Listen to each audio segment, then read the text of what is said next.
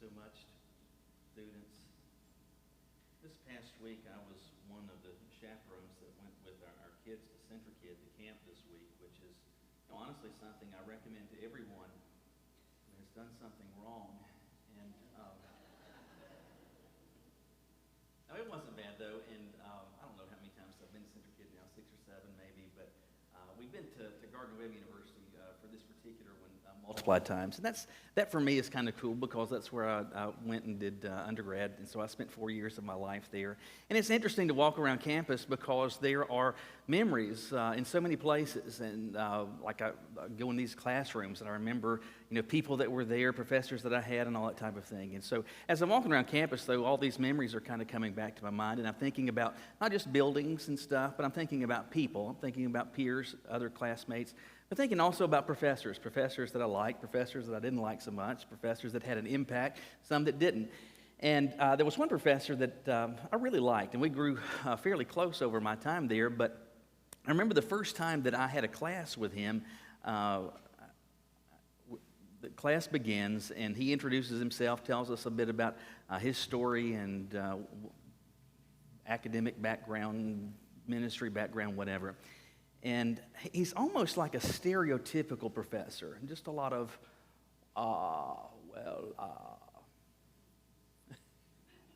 kind of stuff. Anyway, one of the things that he says to us, though, on this first day is, if you see me walking across campus and I do not speak to you, it is because I am thinking. When he said that, I was thinking, well, that's just being rude. Anyway, but that was his thing. If you see me and I don't speak to you, it's not that I'm being rude. It is that I am thinking. I thought that was kind of strange. Anyway, I was a religion major, and so I had this professor for a varied number of classes. And most of the work that you do in a discipline like that, though, it's weighted heavily on a whole lot of writing, a lot of reading, a lot of writing. Stacks and stacks and stacks of lengthy papers that you write, any exams that you have, very heavy on essay. And the problem with essay and the problem with writing is that the grading of it is very subjective. If you've got a multiple choice question, if the answer is D and somebody picks B, well, that's clearly wrong. And so as someone is grading or if a professor is grading an essay or is grading a paper, that becomes more of a subjective call, and it's a bit more difficult. Anyway, this particular professor, his grading scale was 94 to 100 is an A, 85 to 93 is a B, and anything below an 84 is a C. And if you're working on a tight grading scale like that, it doesn't take very much before you've gone from an A to a B. I mean, you can have an 84, and that's a C, and that's consequential, especially if it's something in your major. Anyway. So we're having to do all this writing, and I can't tell you the number of papers that I submitted to him that would be in excess of 20 type pages. And so you've done all this work, you have written all this stuff, you have typed all this stuff, it's formatted correctly, it's done all these things, and then you submit this lengthy essay as part of an exam, and you get it back, and you're looking for stuff that's written in red, typically is what he would use, and repeatedly I would see this, vague -2. Vague -2. So here, I'm giving you 25 pages, and you're not actually saying anything specific. You're telling me that I am being vague by being vague. And each time he's doing it, it's -2, -2. I mean, you get 3 vagues and you're already down to a B. And it was frustrating. And even though I really liked him and enjoyed his classes a great deal, it was difficult for me because regularly I would get something back and I would ask myself this question: what exactly are you looking for? Because I have no idea. I'm giving to you what I think you want. I'm giving what I believe and am convinced is right, that this is good work. I'm getting this vague -2 back. I'd kind of like to know what it is that you are looking for. Perhaps it is that you have experienced that in fact, it's likely you've experienced that with multiplied people in your life.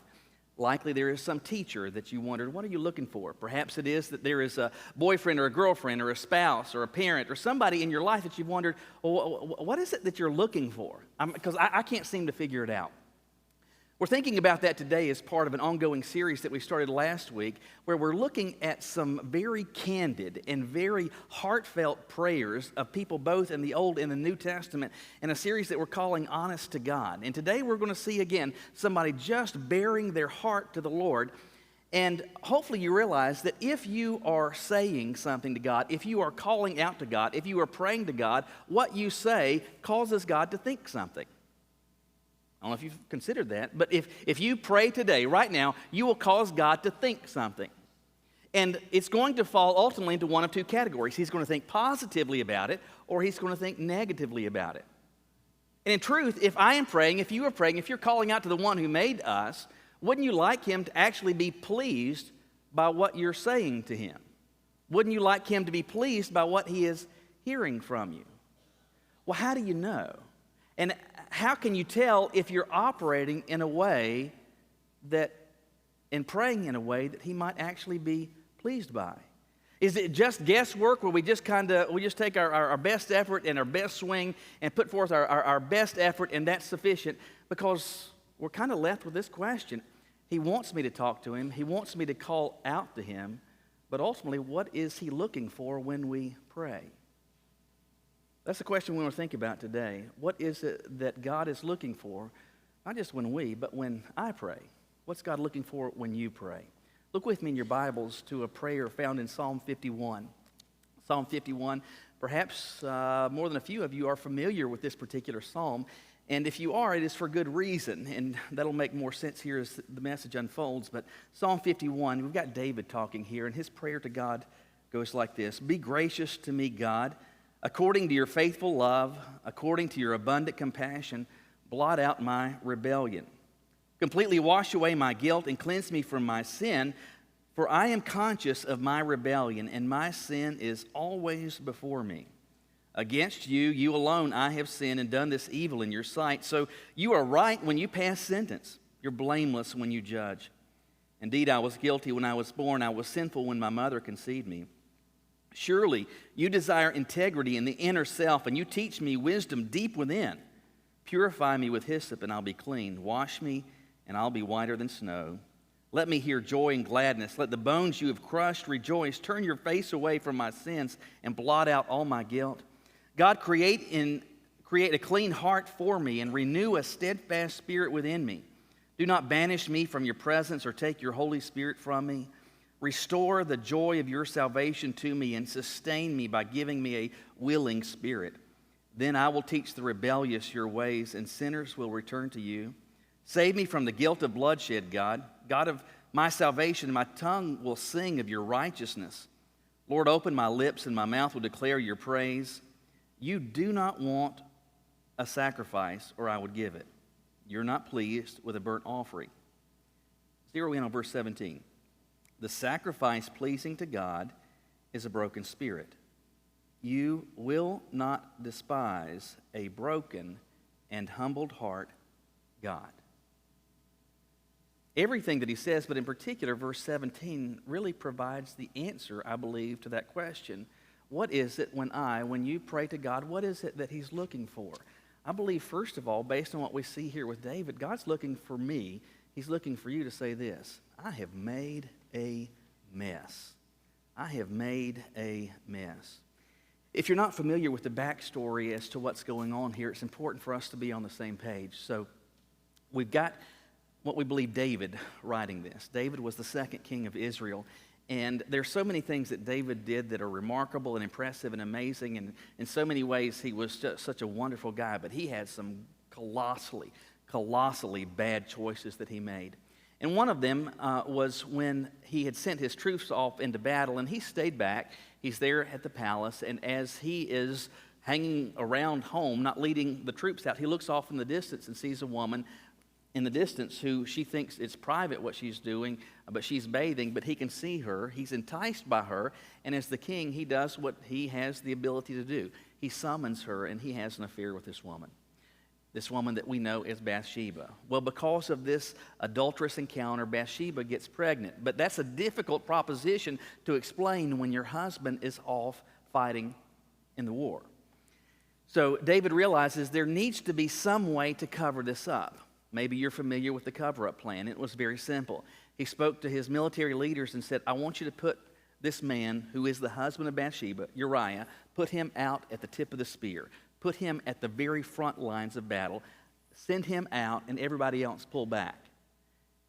And as that happens, David knew exactly what would happen. He's just a sitting duck. And of course, what he thought would happen did. David is killed. Now, most people probably thought Uriah died on the field of battle as a warrior. It's an honorable death. And certainly Uriah did nothing wrong. And maybe it was even that Bathsheba thought that Uriah died just as a consequence of war. But David knew, and certainly God knew, exactly what had happened. This wasn't someone dying in battle. This was intentionally planned. It was orchestrated. This was first-degree murder. But no one knows except David. In fact, it's likely that Bathsheba doesn't even know this plan that David had hatched and then brought to fruition. But God knew. And God leads a man named Nathan to go and confront David. And the only way that Nathan could have known what he was saying was true. The only way that he would have had this message to share was that God gave him the message. And long story short, Nathan tells David this story, and the end of which he points his finger at David and he says, you're the man that has done this. And all of a sudden, David is absolutely overwhelmed with conviction because he knows, even if everyone else does it, if everyone else has been fooled by his ways and they have been deceived by his schemes, God has not been. And he is an adulterous murderer. That's who he is. And what we see in this psalm is him being honest to God. And notice what he says when he starts in verse 1. He says, God, I'm asking that you might be gracious to me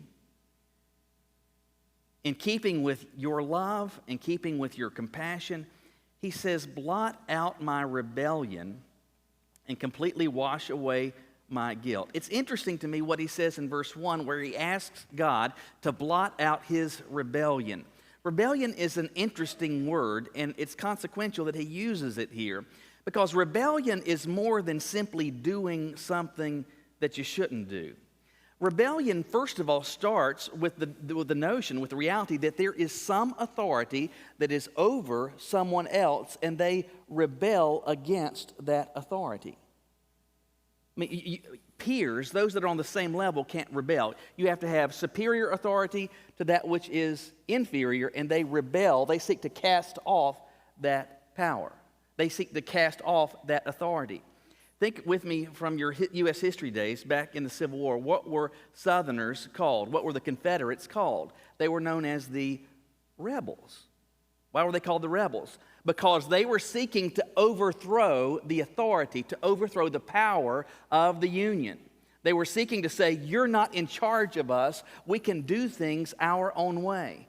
And in truth, that ultimately characterizes how our sin operates. In fact, from the beginning, when Adam and Eve, when they sinned against God, it was an act of rebellion. It was them saying, listen, we don't want you to be in charge of us. We want to be in charge of us. We don't want to follow your rules. We want to do things our way. And David says to God, that's what I am. I am a rebel, and I have sought to act in ways where I was saying, you're not in charge of me, I'm in charge of me, and I can do what I want to. And I did. And I've done some terrible things. And I'm asking you, in keeping with your love and your compassion, to blot out that. He asks that God might wash him away from his guilt, to cleanse him from his sin. And he says, this sin, it's always before me. And I have been doing really good at erecting pretense and putting a mask on, and everybody thought that David is doing just fine. It's another day in paradise, another great day to serve as the king of Israel, but inside, this has been eating me alive. And he says, I'm conscious of my rebellion, my sin is before me. And then he says in verse 4, against you, you alone, I have sinned and done this evil in your sight. Now, what he's describing there is not to suggest that he didn't sin against Bathsheba, because he did. And certainly he sinned against Uriah. He had an affair with Uriah's wife, and then he brought about his untimely death. He had him murdered. But by definition, sin is a violation on my part or your part and David's part of God's rules, of the standards that he has erected. And while our sin or my sin or yours may absolutely impact adversely to significant degrees the lives and the well-being and the dreams, the aspirations, the experience of life for all kinds of other people, ultimately our sin is a sin against God. And David's saying, that's what I've done. I have rebelled against you. I have sinned in your sight. But you go down to verse 16, and he says that God, you're not looking for a sacrifice. You're not looking for a burnt offering. Well, isn't that kind of surprising? Because the whole left-hand side of your Bible is steeped in God demanding a sacrifice and a burnt offering. Is David seeking to undo that? No, he's not. What I believe he's seeking to convey is this: that God was not interested ultimately in some outward display, something that you could do, some act that you could go through that would make the bad that you have done just kind of disappear. Because he says in verse 17, he says, what you're looking for, the sacrifice that is pleasing to you, is a broken spirit. Again, this is not to undo the demands for sacrifice and the desire for offering, but the truth is that there are plenty of instances where people could have rendered a sacrifice or could have given a significant burnt offering to God, but in truth, their hearts were very far from God. They were just going through the motions. And perhaps you're here today, and that's what's true of you. You're giving up time on a Sunday when you could be at the pool, when you could be working in the yard, when you could be going to Carowinds and getting on the broken roller coaster, doing whatever. There's so many things that you could otherwise be doing, but you're here, and perhaps in your mind you're like, well, that's an offset. So I did this other stuff that's out of bounds, and so I can do this. That's good. It's going to church. It's singing song. It's bowing your head. It's standing up. It's doing that stuff. Even putting something in the offering plate. I can do something, some outward display that means that things are okay inside. And David's saying God's not interested in just an outward display. He's interested in what's going on the inside. That's why he says that you are interested. Something that's pleasing to you is a broken spirit. And then he says in verse 17, he says, you will not despise. You will not be dissatisfied with, you will not reject what? He says, a broken and humbled heart. Think with me about a broken heart for a moment. What I want you to realize is that things do not simply happen. You understand that in the experience of life, it's a law of physics, that for every action there is an equal and opposite reaction. Things don't just happen. I've got some pictures to prove that. Frank's going to help me with this. This was Catherine in 2014. They're going to cycle through a little bit. It was a little after 9 o'clock. She was about 2.5 at this point. She had been in the bed, and we heard something. And she should have been asleep by this point. And we go inside, and she immediately covers up. And we're like, what are you doing? And then she does.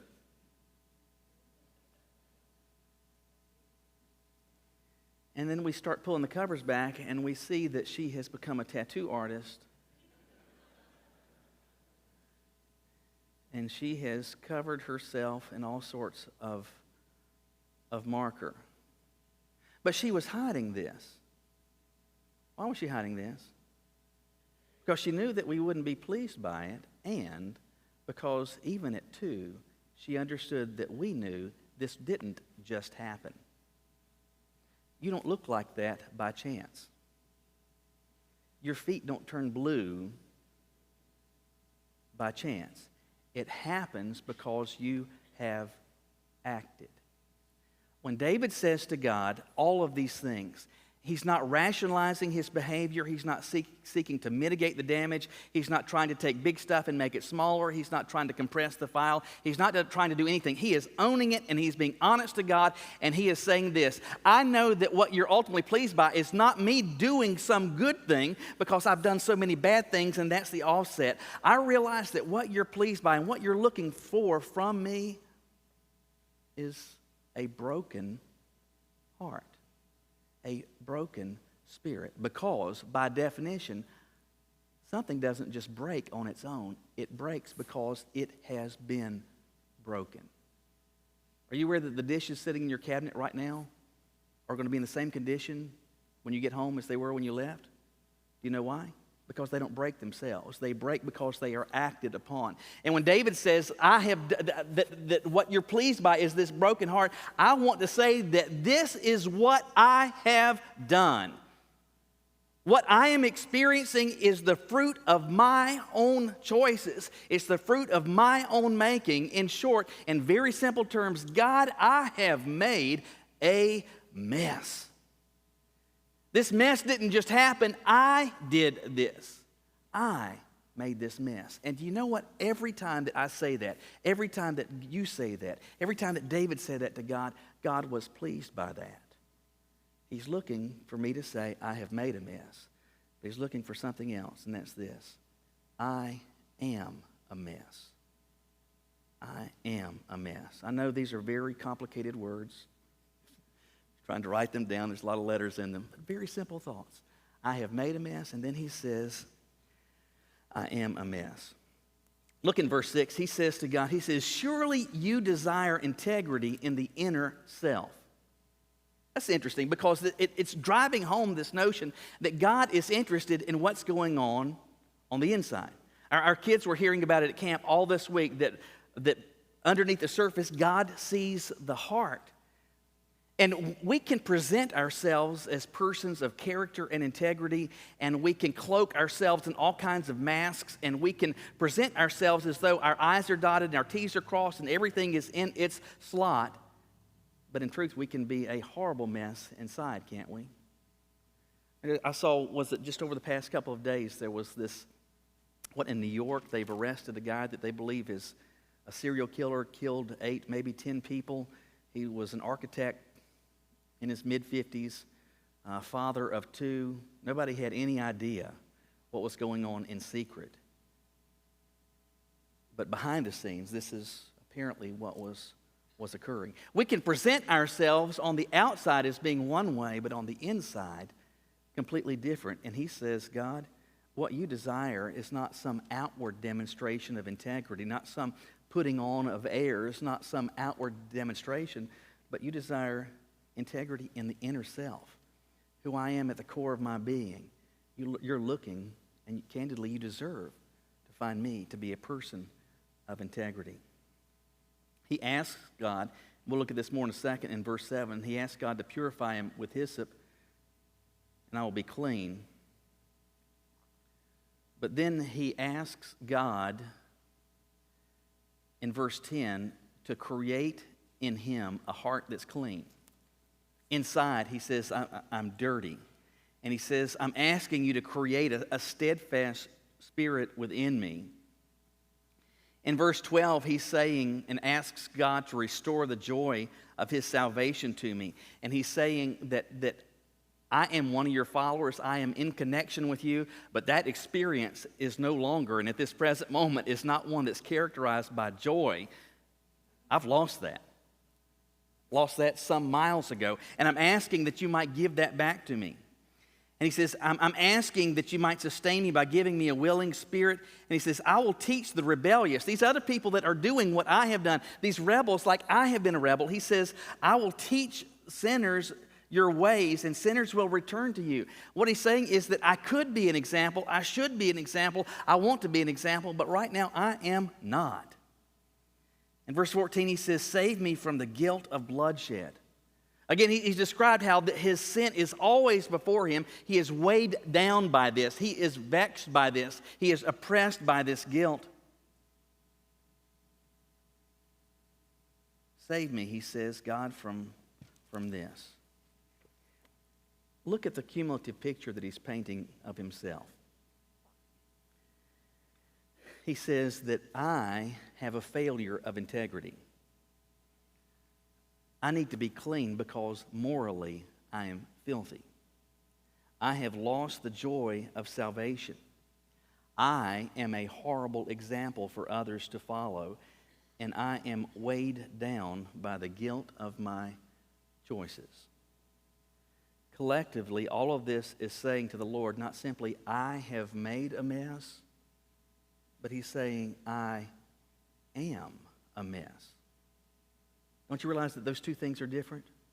One says, this is what I have done, and the other says, this is who I am. Why do you think God would be, according to verse 17, pleased by this, that he would not despise something like this? Because, very simply, it communicates this: I am in need. I am in need. That's why he asks back in verse 7 that God might purify him with hyssop. It's likely that you might not remember, it's a small detail, but when he says to purify me with hyssop, the first time that we see instance of hyssop being used as part of anything related to cleaning or purifying goes back to the days of the Exodus. And you remember, you've got the children of Israel that are in bondage as slaves in Egypt. God raises up Moses to go say to the Pharaoh, hey, let these people go. And Pharaoh says no, and so there's a series of plagues. There's 9 of them before the 10th one is announced. And on the 10th one, what's going to happen is that the death angel is going to go to every home in Egypt, and unless blood has been placed on the doorpost and the lintel of the door, the firstborn male son in each of those homes is going to die that night. But where the blood would be, the angel would pass over. So the Passover is always a reminder of this, a celebration of what God had done. And this blood that was to go on the doorpost, they were given very specific instructions about how this was to be obtained and how it was to be put on. And what we're told back in Exodus is that how the blood was to be applied was with what? With hyssop. It was a plant. It was a shrub that could be used almost as bristles to paint the blood over the door, to paint the blood on the doorposts. And where there was blood, there would be life.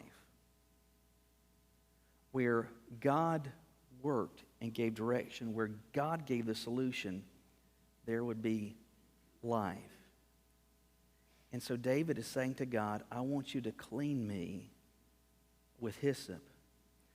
It's appealing back to what God did in the days of Moses, because David is understanding it's not simply that I have made a mess, but I am a mess.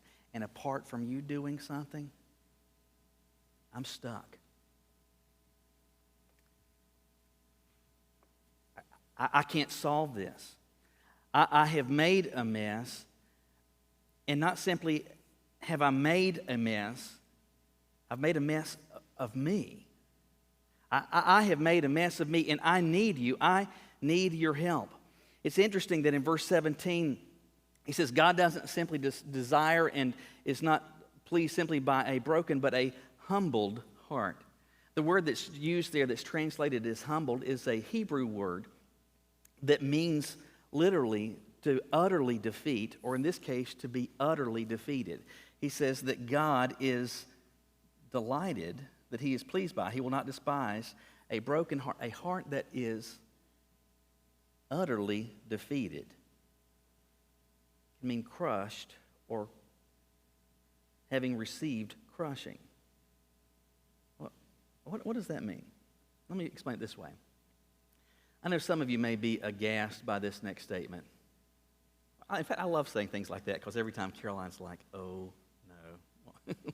What will he say? Anyway, I'm not a soccer fan. And some of you love some soccer, some good old communist kickball, but I'm not a soccer fan. If you like soccer, more power to you. That's fine. Everybody, I like bluegrass, so what can I say? Anyway, but I'm not a big sports fan to begin with. However, with respect to sports, soccer rates very low on my interest level. I have no interest in watching that. Primarily, soccer is filled with a whole lot of this, running.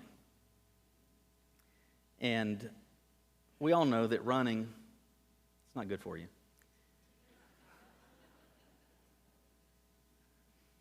You don't want to do it. In fact, if you have stolen something and the police are chasing you, you know what you'll do? You'll run. I'm telling you, it's bad. It's bad. Anyway, in soccer, there's a gob of running. I think that's why parents like their kids to be in soccer, because they just get so tired. But there's all this running up and down the field. And so kick the ball this way. No, it's kick back that way. Kick this way. And there's a ton of running.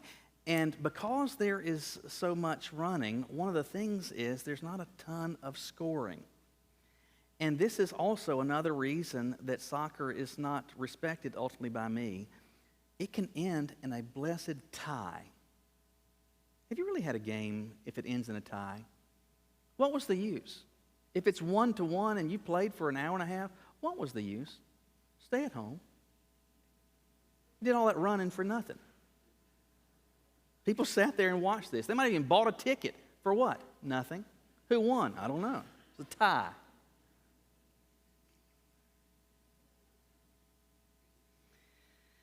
If it's not a tie, though, typically soccer scores look something like this. 1-0. 2-0. 3-1. Tend to be low-scoring games. If, however, a team loses a soccer game 12-0, that was a blowout. That team didn't simply lose. We would say this: that was a crushing defeat. It was a crushing defeat. It wasn't a nail biter. It wasn't even close. It was a crushing defeat. It's that thought that is loaded in the word that David used there when he's describing what God is looking for. A crushed, utterly defeated heart. Why would God be looking for that? Because when you're at that point, when you're at that place, do you know what you realize? You are in need.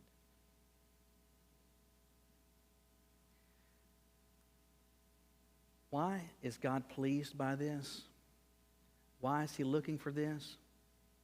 Because since sin came into the world, in fact, when sin first came in the world, it came into the world because Adam and Eve said, God, we don't need you. And they came to discover just how wrong they were. God is still looking today, as I call out to him, as you call out to him, to demonstrate that I am, that you are, that we are people in need. Because do you know what we do? We make messes. In fact, many times we make terrible, terrible messes. We make messes of our families. We make messes of our personal relationships. We make messes of our character. We make messes of our integrity. We make messes of our churches. We make messes of our finances. We make messes all over the place. We're like Pigpen from the Peanuts. That's what we do. Now, we try to mask it, we try to hide it, we try to dress it up, we try to wash it up, and we try to straighten our posture and present ourselves as not being the case, but we're all in this boat. We are mess makers, not simply of circumstances, but in truth, we are mess makers of ourselves, so that I am and you are a mess. I know that doesn't sound complicated, but it's true. And it's a true reality that God is looking for you to express.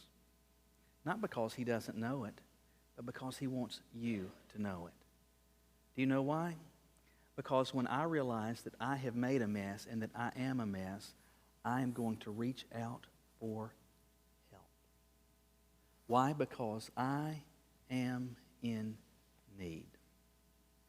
The outside of this message talked about a professor who would just put comments, vague, -2. I didn't know what he was looking for. Maybe you're here today and you would say, I am here in part because I'm trying to figure out what God's looking for from me. And maybe it is that he's spoken to you from David's example, and you would say, he was a mess maker. Me too.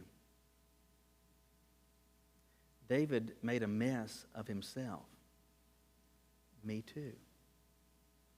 God's looking for more than you realizing that.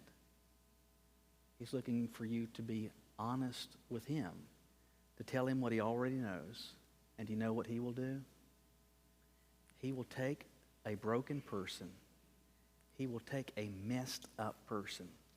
He will take ruined circumstances, and He can still make something beautiful out of them. God loves to work with that which is broken because He can make something beautiful out of the broken pieces. Are you honest enough with God to tell Him that? Will you bow your heads with me?